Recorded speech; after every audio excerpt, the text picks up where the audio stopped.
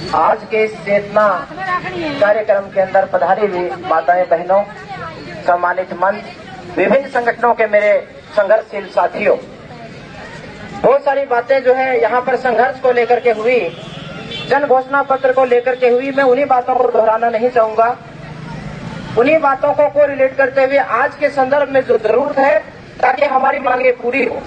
ये बात निश्चित है कि जब तक सरकारें इस बात को मानती रहेगी कि मजदूर है और मजबूर भी है, हम उनको इस संघर्ष के माध्यम से बता देना चाहते हैं कि हम मजदूर जरूर हैं लेकिन मजबूर नहीं है। अपने हक और अधिकार के लिए संघर्ष का चाल है कि धरातल पे जुड़ा हुआ हर आदमी अपने शोषण के खिलाफ आवाज उठाने के लिए तैयार है। बहुत सारी बड़ी बड़ी बातें अलग अलग मीडिया के माध्यम से भी होती रही है। सरकार जो है अपने तौर तरीके से जो है जनता के अंदर प्रसारित करते रहे हैं कि हमने ये किया, हमने ये किया, हमने वो किया। लेकिन मैं ये बता देना चाहता हूँ कि जब तक धरातल पर रोजी रोटी की लड़ाई जब जनता लड़ती रहेगी तब तक वो जनता सुखी नहीं है, उनका शोषण जारी है। हम किस बात का फख्र करें, किस प्रकार से सरकारों की जो है खुशी मनाएं जब तक जो है रोजी रोटी की लड़ाई का संघर्ष ये जारी है। मैं एक बात बता देना चाहता हूँ, क्योंकि लोकतंत्र और डेमोक्रेसी है, हमारा संघर्ष इसमें तभी विजयी होगा। केंद्र सरकार हो या राज्य सरकार हो, हमारी आवाज वो बहरी और गूंगी सरकारों तक अभी तक नहीं पहुंच पाई है। लोकतंत्र के अंदर ये सुनी हुई सरकारें उस दुधारू गाय के समान है। ये बात आपको आज गांठ मार लेनी है कि जो 5 साल के अंदर चंद दिन दूध देती है, वो ऐसी दुधारू गाय है। आचार संहिता लगने के बाद में वो दूध देना शुरू करती है। हम ये लागू कर देंगे, हम ये लागू कर देंगे, हम ये लागू कर देंगे। लेकिन आप जिस धरातल, जिस परिवेश से आई है, हम लोग जमीन से जुड़े हुए लोग हैं, हम उनको ये बता देना चाहते हैं कि ऐसी गायों को हम न्याणा लगाना भी जानते हैं और उनसे अपने हक और अधिकार को भी लेना जानते हैं। इस बात को आपको यहाँ पर से लेकर के जाना है, क्योंकि हमारी आवाज यहाँ तक नहीं पहुँच सकी। बार बार दुहाई दी जाती है कि विधानसभाओं में आवाज को उठाएंगे। एक जन आंदोलन को लेकर के लोग जो विधानसभा में एक मुद्दा लेकर के, चाहे पक्ष के भी विधायक हो, चाहे सत्ता के खिलाफ के विधायक हो, एक मुद्दा लेकर के उनका जो संपर्क जो है वो सिर्फ एक दूसरे की आलोचना करने तक सीमित है। हम ये चाहते हैं कि जब आवाज उठाने वाले हैं, क्या उनको पता नहीं है कि हमारे गांव में आंगनबाड़ी कार्यकर्ता है? क्या उनको पता नहीं है कि हमारे गांव में रहने वाले किसानों की हालात क्या है? क्या उनको पता नहीं है कि कर्मचारियों की मांग क्या है? जब तक हमारे जनप्रतिनिधि संवेदनशील नहीं होंगे, हमारे आंदोलन की इस आवाज के नाम पर जो उठाने की बात करने वाले जनप्रतिनिधि हैं वो वाले होंगे, वो हमारे जनप्रतिनिधि होंगे। आप इस बात के किसी बहकावे में आने की जरूरत नहीं है।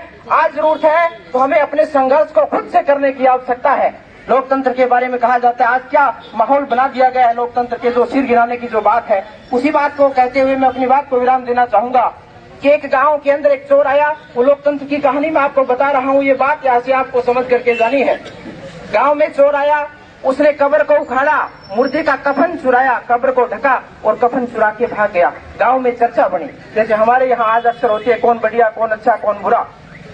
कफन चुरा के भाग गया। लोगों ने कहना शुरू किया, कितना बेवकूफ आदमी है, कितना बुरा इंसान है कि मुर्दे का कफन चुरा के भाग गया।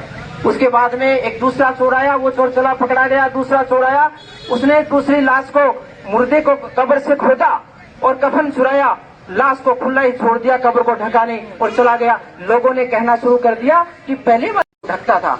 उसके बाद में एक चोर और आया, उसने कब्र को खोदा और मुर्दे को घसीटता हुआ सड़क तक जो है लेकर के गया और जो कफन चुरा के भाग गया। मैं आपको बता देना चाहता हूँ कि ये डेमोक्रेसी, लोकतंत्र चोरों को चुनने की प्रतियोगिता नहीं है। उन राजनेताओं के बहकावे में आने की जरूरत नहीं है। ये जनता के अधिकारों को सुनिश्चित करने का पर्व है, जनता के अधिकारों को सुनिश्चित करने की मुहिम है। हमें उस मुहिम के अंदर अपने आप को जागृत रखते हुए इस बात को लेकर के चलना है, जहाँ जहाँ आपका शोषण होगा, हम भारत के लोग और तमाम तरीके के जो संगठन आज यहाँ पर शामिल हुए हैं, वो आपके साथ कंधे से कंधा मिलाकर चलेंगे और कंधे से कंधा मिलाकर ही नहीं चलेंगे, आपसे आगे और अगुवाई करते रहेंगे।